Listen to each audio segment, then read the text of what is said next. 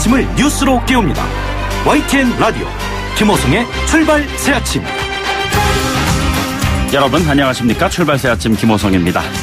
슬픔이여 안녕을 쓴 프랑스의 여류작가 프랑스와즈 사강은요, 마약 혐의로 법정에 섰을 때 이렇게 말했습니다. 내가 남에게 해를 끼치지 않는 한 나는 내 자신을 파괴할 권리가 있다.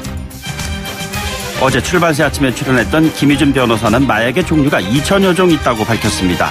바로 그 마약에 중독된 더 많은 사람들, 그 중독에 감염되는 더욱더 많은 사람들, 다른 나라 일이 아닌 것 같습니다. 세상을 발칵 뒤집어 놓은 승리와 정준영 씨 사태의 추악한 이면이 한 커플 두 커플 벗겨지고 있습니다.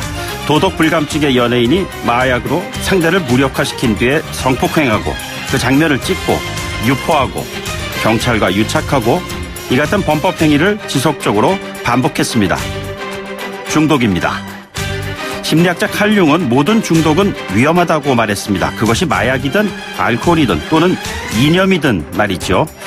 혹시 이와 연관된 중독성 뉴스에 중독돼 있는 것이 바로 우리들 자신일 수도 있지 않을까 하는 생각도 듭니다. 중독된 사람들, 중독된 사회, 그런 구성체는 공동체를 파괴시키죠.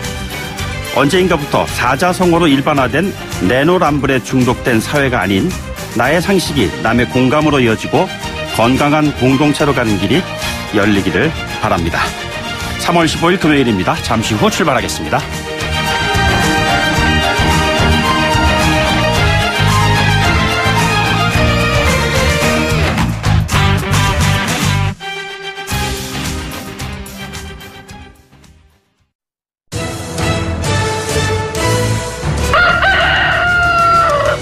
꼭이요 꼭, 출근길 꼭 알아야 할 뉴스, 이종래 꼭 뉴스. 네, 오늘 꼭 아셔야 하는 뉴스 시사평론가 이종훈 박사와 함께 알아보죠. 어서 오십시오. 네, 안녕하세요. 예, 방금 전에 속보가 하나 들어왔는데요. 정준영 씨가 밤샘 조사 마치고 21시간 만에 귀가했다는 그런 얘기가 나왔고요. 네. 앞서서는 승리 씨가 먼저 나온 것 같습니다. 버닝썬 사건이 정말 파문이 커지고 있죠? 네, 그렇습니다. 해외에서도 관심을 갖기 시작했습니다. 이 K-팝에 대한 이제 전 세계적인 관심을 이제 반영하는 것 같고요. 네네. 영국 BBC 방송도 보도를 했는데 CNN도 보도를 했습니다. K-팝 역사상 최대의 스캔들이다. 한국 사회의 성차별과 폭력성을 드러낸 것이다. K-팝의 드라마틱한 성장에 심각한 타격을 줄 것이다. 예, 국내에서 이낙연 총리가 경찰에 재차 경고성 발언을 내놨습니다. 네네. 법무부 장관도 서울중앙지검에 이첩했다. 그래서 검찰 직접 수사 가능성을 내비쳤습니다. 지금 안 그래도 검경 수사권 조정 문제가 걸려 있지 않습니까? 예. 그래서 이것도 그쪽 힘겨루기로 좀 번질 조짐입니다. 네네. 이런 점을 의식해서인지 민감용 경찰청장도 어제 국회에 출석을 해서 이 지휘 고하 막론하고 엄중 조치하겠다라고 얘기를 하면서 네. 수사 마무리 뒤 대국민 사과도 예고를 했습니다. 예. 예, 어제 그 경찰에 소환된 가수 정준영, 승리 씨는 밤샘 조사 끝에 이제 풀려났고요. 조금 전에 말씀하신 바와 같이. 그런데 정준영 씨 경우에는 귀국 직후 네. 또는 이번 조사 뒤에 긴급 체포될지도 모른다라는 얘기가 있었거든요. 네네. 그런데 긴급 체포를 하지 않아서 오히려 좀 의아하게 생각하는 분위기고요. 예. 그다음에 이 정준영 씨가 이야기한 이른바 황금폰이라는 게 있습니다. 예. 본인이 이제 방송에서 언급을 하기도 했고 카카오톡 전용으로 쓰고 있다라고 이제 밝히기도 했는데 그것도 귀국 직후에 압수할지 모른다라 그랬는데 그것도 압수하지 않았고 모르겠습니다. 이번에는 압수를 했는지. 예. 네. 경찰이 수사할 때 그 압수수색하고 그러면은 뭐 그 집에 가가지고서는 그냥 샅샅이 예. 뒤지잖아요. 책장까지 네. 다 털어낸다고 네. 그러잖아요. 예. 근데 왜 또 이렇게 했을까요? 이건 또. 답답합니다. 나경원 자유한국당 원내대표가 연일 그 발언으로 화제가 되고 있는 것 같습니다. 네. 이번엔 반민특위 역사를 거슬러 올라갔습니다. 예, 그렇습니다. 이 센 여자로 갑자기 좀 부상하는 그런 분위기입니다. 국가보훈처가 올해 업무보고에서 친일 행위를 했음에도 독립유공자 행사라는 가짜 유공자를 가려내겠다. 그래서 독립유공 서운 전수조사를 실시하겠다라고 밝혔습니다. 네네.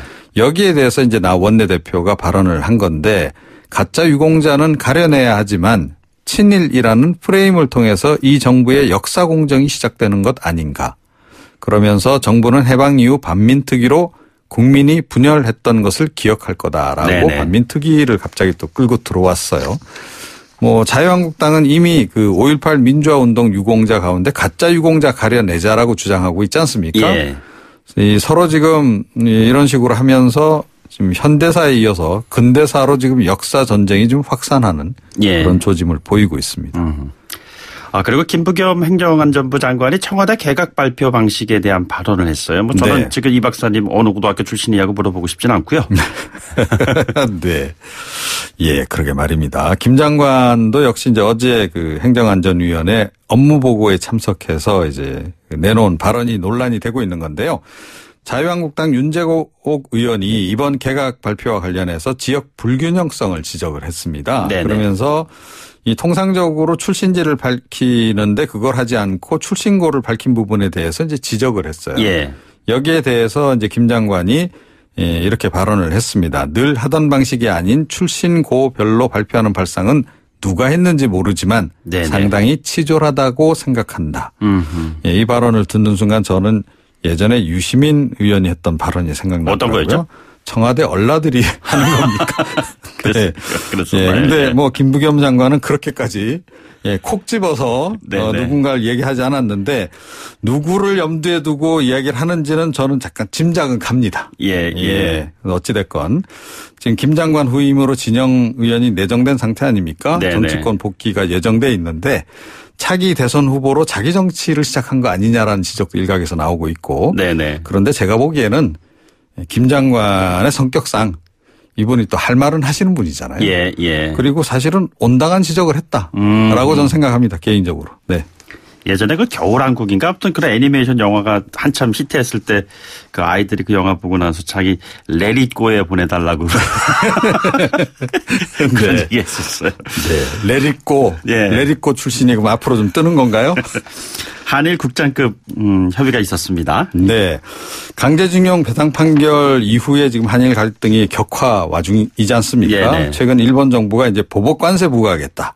비자 발급도 정지시키겠다라고 지금 뭐 예고를 하고 나선 그런 상황인데 어제 국장급 협의가 있었습니다. 김용길 외교부 국통부가 국장하고 이 가나스기 겐지 일본 외무성 아시아 대양주 국장이 만났는데 이 가나스기 국장은 협의 이후에 양자 협의 요청에 한국 측은 검토 중이라며 기존 입장을 반복했다. 네네.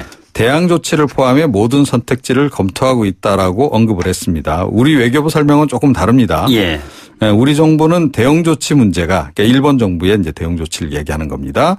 언론에 부각되는 게 바람직하다는 입장을 전했고 일본 측도 공감했다. 네네. 이렇게 설명을 좀 했어요. 네. 약간 결이 좀 다르긴 하죠. 그렇네요. 예. 그런데 사실은 이 국장급 협의도 일본 정부가 이야기하는 양자 협의의 일부 아니겠습니까? 그렇겠죠. 예. 양자 협의가 사실상 뭐 제가 보기에는 시작이 된 상황이다. 네네. 이렇게 생각을 합니다. 네. 알겠습니다. 오늘 말씀 여기까지 듣겠습니다. 고맙습니다. 네. 지금까지 이종훈 시사평론가였습니다.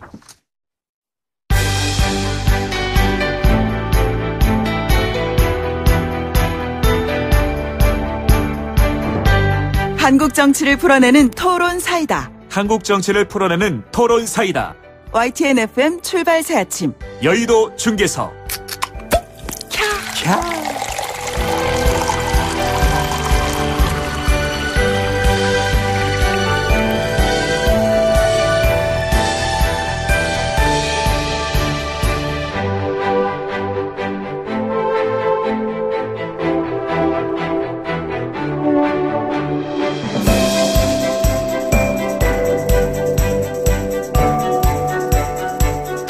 네, 한국 정치를 풀어내는 토론 사이다. 여의도 중계석 시간입니다. 오늘 이 시간 여의도 정치 상황을 누구보다도 명쾌하게 풀어주실 세 분 의원 모셨습니다.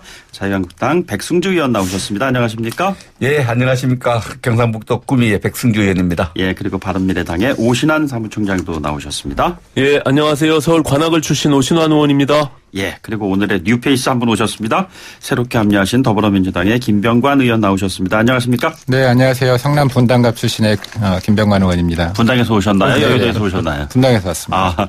어떻게 김 의원님께서는 두 분, 저 백 의원님하고 오 의원님 이 스튜디오에서 만나보신 적 있나요? 다른 스튜디오에서? 다른 스튜디오에서는 뵌 적이 없고요. 네네. 제가 백승주 의원님 대타로 한번 방송에 출연한 적은 있습니다. 보통 이제 들어오실 때는 웃고 들어오셨다가 나가실 네. 땐 좀 싸우면서 나가시는 경우도 있습니다.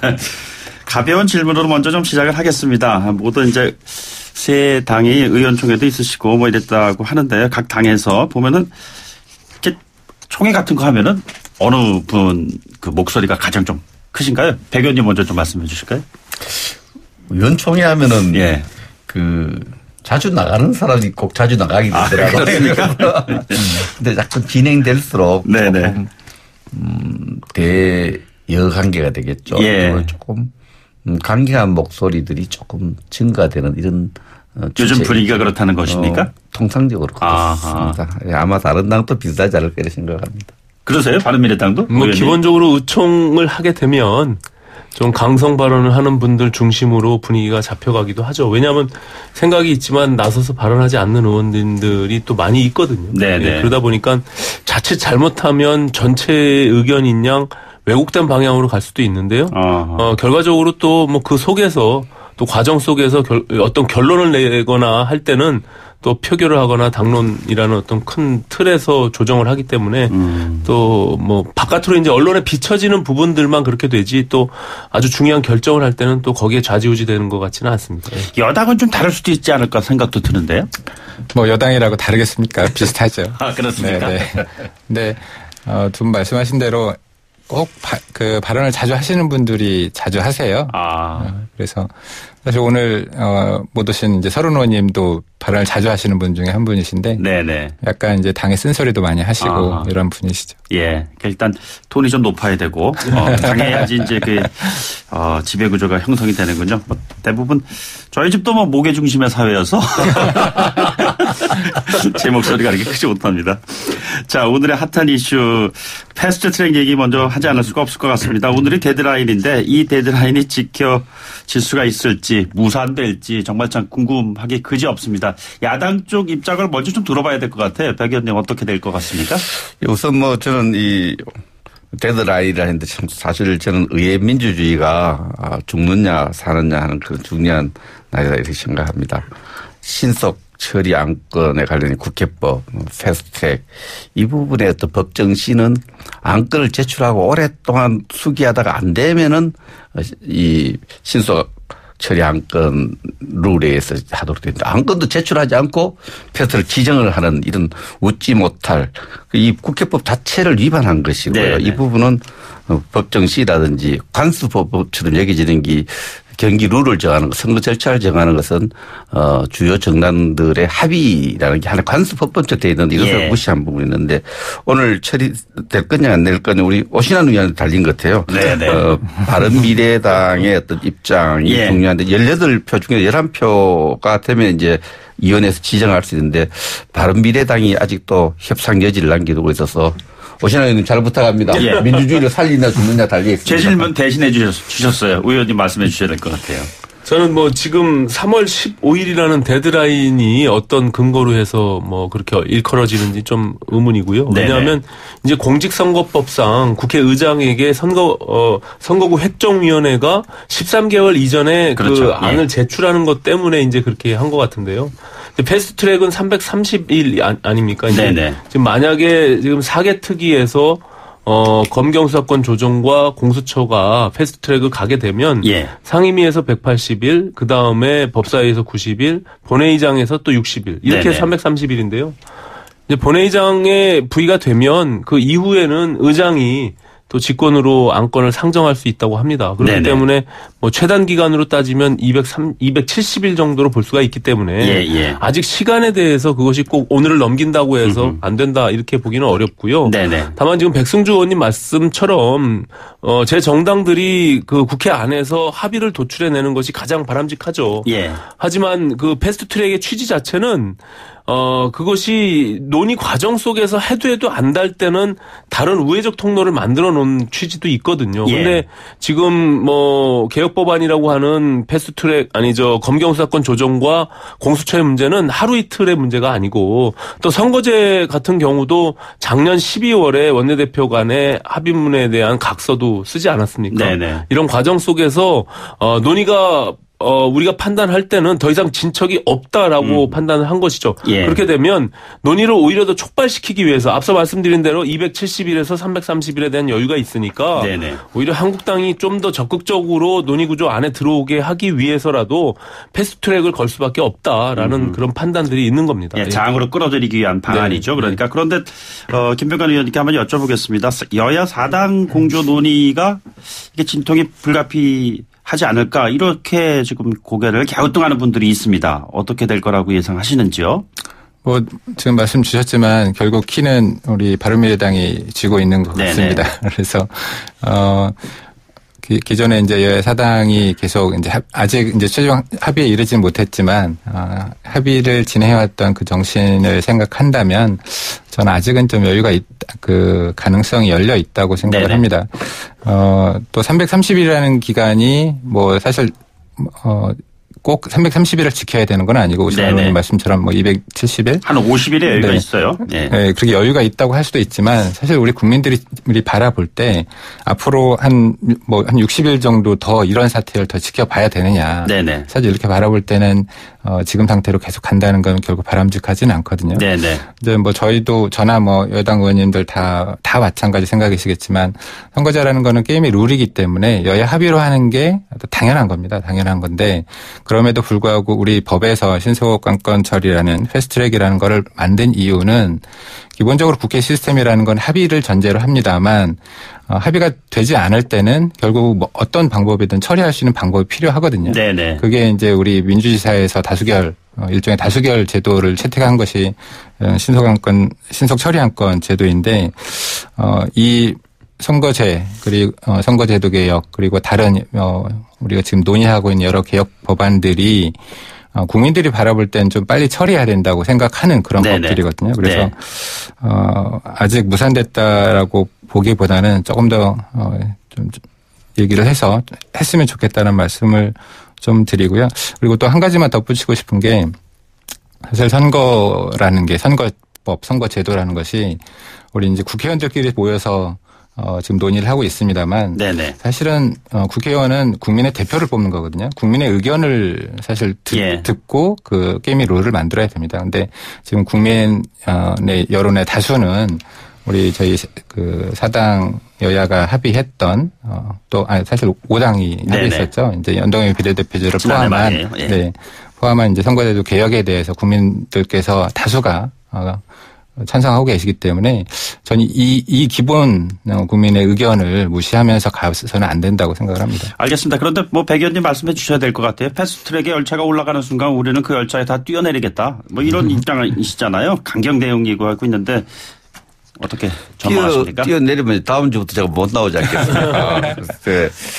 정치적 메시지를 읽어야 됩니다.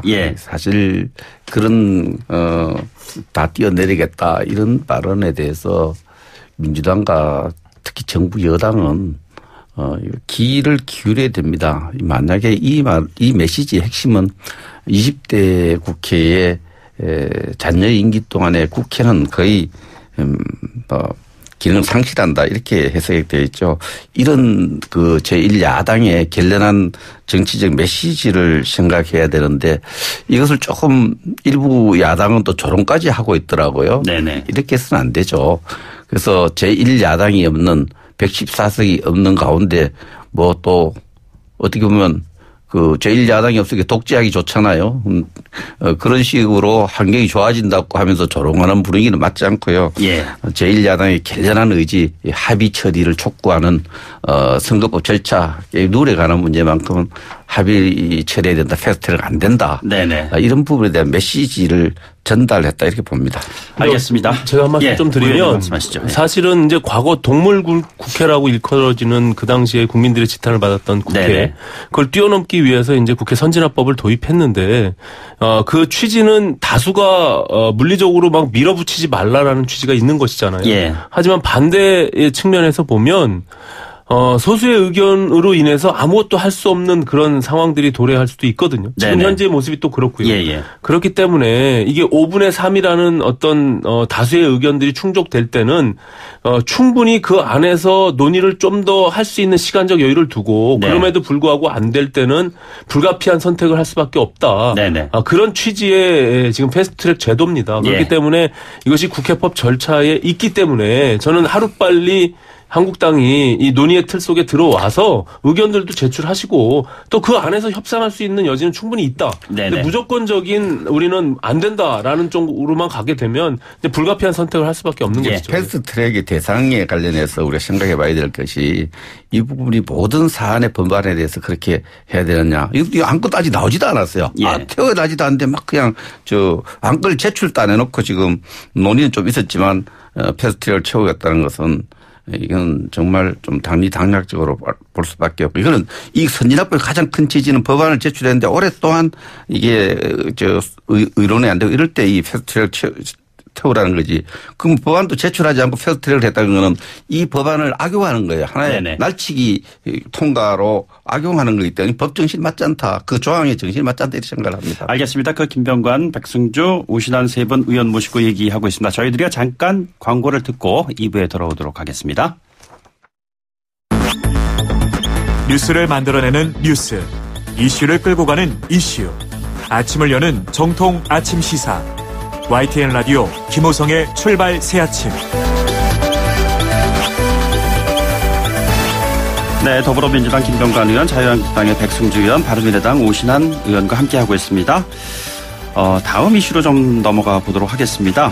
지난 한 주 동안 가장 뜨거웠던 정치권의 이슈는 아마도 나경원 한국당 원내대표의 교섭단체 연설이 아니었겠나 그런 생각이 좀 듭니다. 일단 제1야당의 연설이었으니까요. 여당의 입장이 좀 어땠는지 뭐 많은 말씀 하셨겠지만 어떻게 들으셨는지요, 김 의원님. 저는 솔직히 이걸 뭐 평가할 가치가 있는지 잘 모르겠습니다. 소위 말해서 뭐 내용도 없고 제1 야당의 원내대표로서의 발언이라고 하기에는 너무 품격도 없고 그래서 솔직히 좀 평가할 가치가 있는지 모르겠고요. 대표연설 끝나고 나면 그 각 당 대표들의 그 연설한 내용에 대해서 저희가 이제 많은 토론도 하고 거기에 대해서 평가도 하고 그러는데 지나고 보면 지금 이제 나경원 원내대표 연설하신 다음에 우리 국민들 그리고 또 뭐 저희 의원들도 마찬가지인데 남아있는 내용이 없습니다. 그 대표 연설한 내용들. 그러니까 이제 특정 발언, 문제 발언만 유일하게 기억을 하고 있는 거거든요. 네. 그래서 그게 모르겠습니다. 아마 그 자유한국당 또 나경원 대표를 지지하는 분들을 결집시키는 효과가 있었는지는 모르겠습니다만 저희 국민들한테 바라볼 때, 국민들이 바라볼 때는 저게 정말 제1야당의 원내대표가 할 수 있는 그런 연설인가. 네네. 우리 이제 홍영표 대표님께서는 그게 무슨 연설이냐 이렇게 좀 과격한 발언도 하셨는데, 저는 원내대표 연설이라는 건 뭐 어떤 그 제가 기사를 보니까, 그 대표 연설은 전당대회 연설이 아니다. 예. 뭐 이런 말씀도 하셨던데, 우리 국민들한테 던지는 메시지거든요. 네네. 국민들한테 어떤 비전을 줘야 되고요. 대안을 제시해야 되는 그런 메시지인데, 사실 그런 측면에서 보면, 나경원 대표의 연설은 저는 뭐 평가할 가치가 별로 없다. 이렇게 같은 생각합니다. 야당 입장에서 어떻게 들으셨어요, 의원님?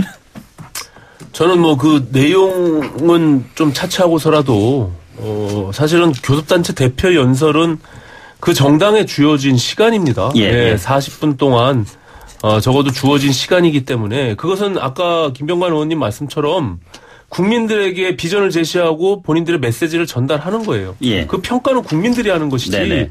그 자체를 못하도록 막아서는 것은 저는 그것도 오히려 민주주의에 역행하는 것이다. 네네. 저는 한 번도 그런 것을 본 적이 없어요. 그리고 또 내용적 측면에서도 저는 뭐 그 전체적인 내용들에 대해서 제가 깊이 있게 고민해 보지는 않았지만 뭐 지금 문제가 되고 있는 것이 그 대한민국 대통령이 김정은 수석 대변인이 나는 낯뜨거운 이야기를 듣지 않도록 해달라라는 거 아니겠습니까? 네네. 근데 그것을 그런 정도의 뭐 발언을 국회에서 제1야당의 원내대표가 할 수 없느냐? 예.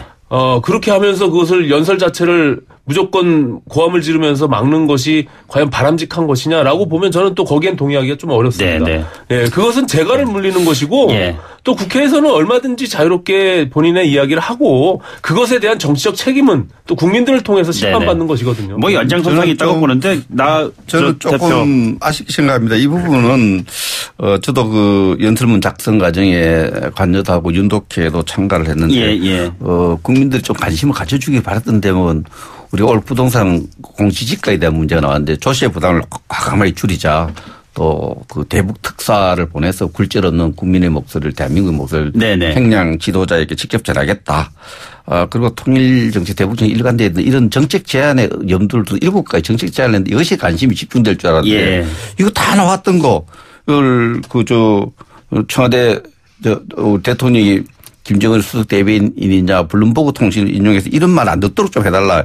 이것이 이렇게 이슈가 될 줄 저희도 몰라. 저는 그걸 보고 깜짝 놀랐어요. 그래서 이것을 대통령 모욕죄다 해서 오히려 그걸 키웠거든요. 다른 우리들의 좋은 소소한 정책 대안들을 묻히게 한 부분에 대해서 좀 민주당 지도부가 좀 이성을 잃은 대응 이렇게 저는 생각을 합니다. 그게 야당 원내대표 우리가 114석이면 20만씩 대표성을 가지면 2천만 국민의 목소리를 대신한 거예요.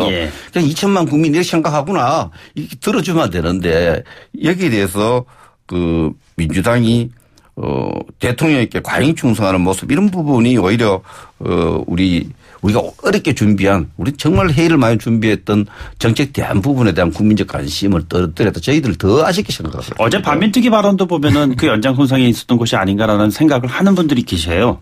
우크릭 행보가 너무 치우친 거 아니냐라는 지적입니다. 그건 틀렸죠. 좌로 많이 가니까 우리가 우로 보이는 거지. 네네. 민주당이 너무 좌로 가 있어요.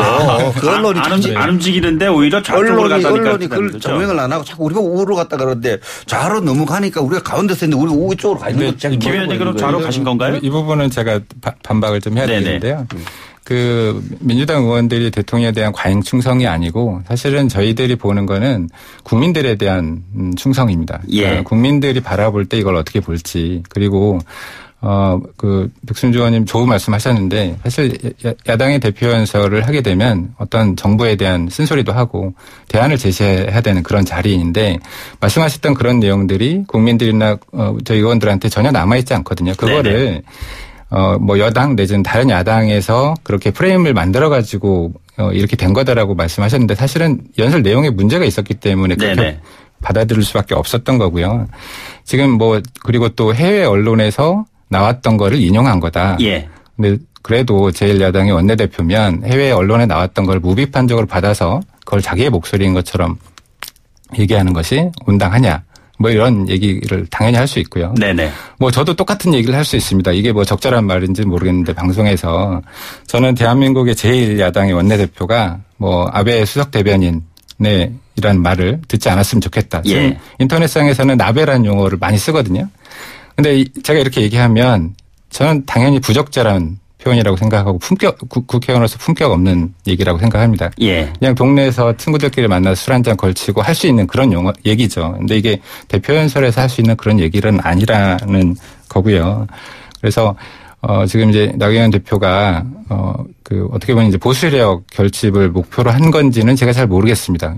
제가 볼 때는 일부 효과가 있는 것 같기도 하고요.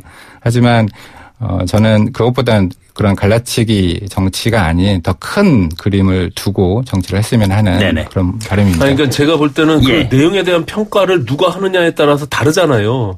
근데 그것을 우리가 제도라는 것이 룰이라는 게 있습니다. 어쨌든 그것은 국민들이 보고 판단할 것인데 그거 자체를 못하게 할 수 있는 방법이 어디 있습니까? 부적절하든 안 하든지 간에 그런데 그것을 물리적으로 고함을 지르고 그 행위 자체를 못하게 안 된다는 거죠. 하려고 그것은. 했지만 결과적으로는 오히려 나경원이라는 사람만 더 띄워준 꼴이 됐는데 네네. 굳이 왜 그렇게 하면서 저희 제3정당으로서 바른미래당은 앉아있기가 민망할 정도로 박지원 의원은 그렇게 얘기를 했어요. 나경원 의원을 민주당이 용으로 만들었다. 이렇게. 예. 근데 제가 조금 의아한 것은 바른미래당의 그 김관영 원내대표 연설을 내용에 이런 게 있어요. 지금 청와대가 민주당과 내각을 꼭두각시로 만들고 있다. 여기에 대해서 반응이 없어요. 예. 제가 들으면 더 그것이 민주당 지도자로서는 꼭두각시 정당 이 얼마나 듣기 싫어요. 거기에 대해서 일체 반응이 없어요. 청와대가 민주당과 내각을 꼭두각시로 만들고 있다. 여기에서 개탄한다는 이런 메시지가 있었는데 민주당이 꼭두각시 이야기 듣고 가만히 있다가 대통령에 대한 얘기 나오니까 그렇게 예민하게 반응하는 것을 보고 그 부분에 대해서 좀 일관성이 없다. 네네. 그렇죠? 그런 부분에 대해서 민주당이 좀 이성을 빨리 찾았으면 좋겠다. 꼭두각 씨는 그렇게 자극적인 표현이 아니라고 생각하시나요? 그런가 봐요. 제가 꼭두각 씨 발언이 제가 정확하게 기억나지는 않습니다만. 네네. 저는 그거하고는 좀 다른 수준이라고 생각합니다. 이제 특정인을 또 비판을 한 부분이고요. 예. 저는 이제 김관영 대표의 대표 연설은 사실은 저도 동의가 안 되는 부분들이 있고 상당 부분 동의가 안 되는 것도 있지만 그래도 쓴소리를 그러니까 저희가 귀담아 들어야 될 쓴소리들도 많이 있다고 저희는 생각을 했고 그리고 거기에 대해서 어떤 발전적인 대안들을 좀 제시를 하셨기 때문에 사실 김관영 대표 연설 끝난 다음에는 저희들이 다 박수를 쳤습니다. 예. 거기에 대해서 다 동의하지는 않지만 그래도 저희가 들어야 될 목소리라고 생각을 해서 박수를 쳤었고요. 작년에 이제 다른 얘기긴 합니다만 김성태 원내대표께서 연설을 하실 때도 문제적 발언들이 있었고 하지만 거기에 대해서 예를 들어서 저희가 출산 주도 성장이냐 이런 식으로 좀 비판도 하긴 했었지만 우리 사회가 그래도 한 번쯤 고민해봐야 될 목소리들, 메시지들이 있었다고 저는 평가를 하거든요. 이제 하지만 이번 나경원 대표의 대표 연설은 저는 완전히 다르다고 생각을 합니다. 정말 정당 연설에서나 전당대회에서나 나올 수 있는 그런 정도의 메시지였다고 저희는 판단을 하고 있고요. 물론 이제 오신환